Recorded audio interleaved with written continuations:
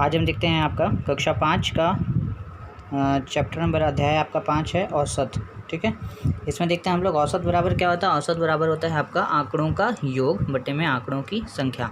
आंकड़ों का योग, आंकड़ा क्या होता है आपका, यहाँ पर जैसे हम लोग यहाँ पर आंकड़ा दिया हुआ है, देखो प्रश्न नंबर पहला में क्या दिया है आपका कि एक सब्जी वाले ने क्या दिया है, एक सब्जी वाले ने 5 दिनों में क्रमशः कितना है 45 रुपये, ठीक है, 43 रुपये, 50 रुपये और 52 रुपये और 60 रुपये क्या होता है कमाए।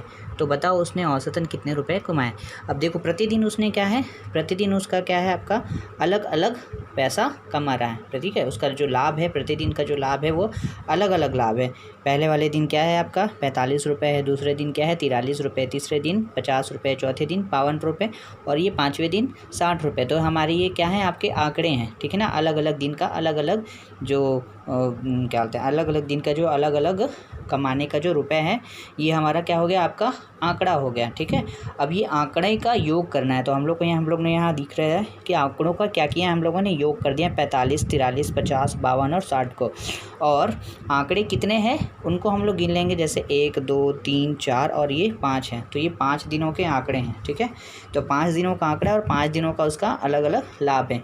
तो यही करना है हम लोग को, औसत यही निकालना हो जाएगा, आंकड़ों का योग बट्टे में आंकड़ों की संख्या। ठीक है, तो आंकड़ों का योग में क्या हो जा रहा है, हम लोग आंकड़े का योग कर लेते हैं, कितना हो जाएगा। तो यहाँ 45, 43, 50, 52 और 60 है। इकाई के अंकों को जोड़ेंगे, 0 और 2 जोड़े तो 2, 0 फिर 2 जोड़े, 0 जोड़ेंगे तो 2 ही आएगा, फिर 3 जोड़ेंगे तो 2 और 3 कितना हो गया 5 और 5 और 5 कितना हो गया 10, 10 का क्या हो गया यहाँ पर 0 हो गया। ठीक है, 10 का 0, 1 हासिल आया, 6 और 1 7, 7 और ये 5 5 देखो क्या हो जाएगा 10 और 7 कितना हो गया 17, 17 और 4 कितना हो जाता है 21, 21 और 4 कितना हो जाता है 25।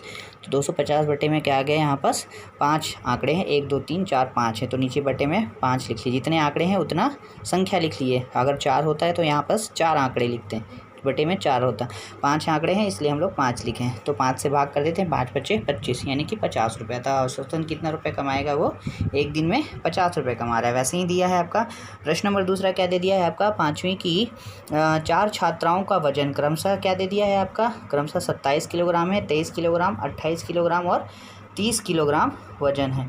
इन छात्राओं का क्या बोल रहा है आपका औसत वजन कितने किलोग्राम है, क्या बोल रहा है इनका औसत वजन कितने किलोग्राम। तो औसत बराबर हम लोग फिर से लिख लिए, आंकड़ा का योग बटे में आंकड़ों की संख्या। हर जगह आपको ये क्या है औसत है, इन औसत में सारे में ही हर प्रश्न में आपको पहले सूत्र लिखना है, ये आंकड़ों का योग बटे में आंकड़ों की संख्या।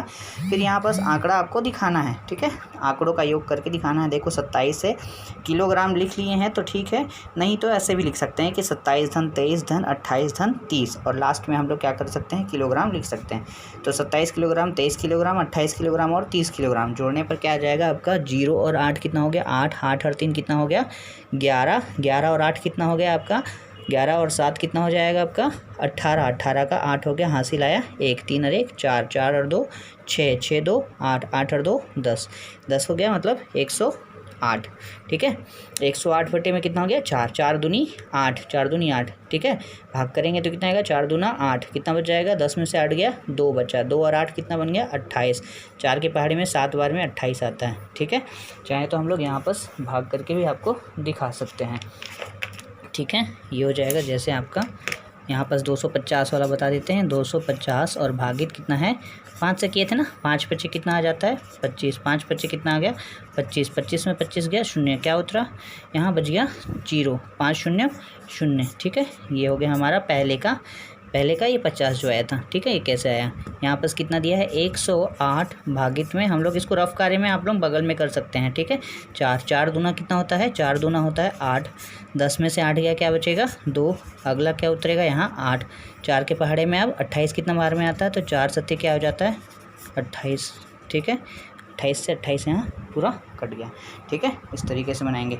बाकी प्रश्न यहाँ पे आपको पहला और तीसरा बताया है, दूसरा प्रश्न भी एकदम आसान है।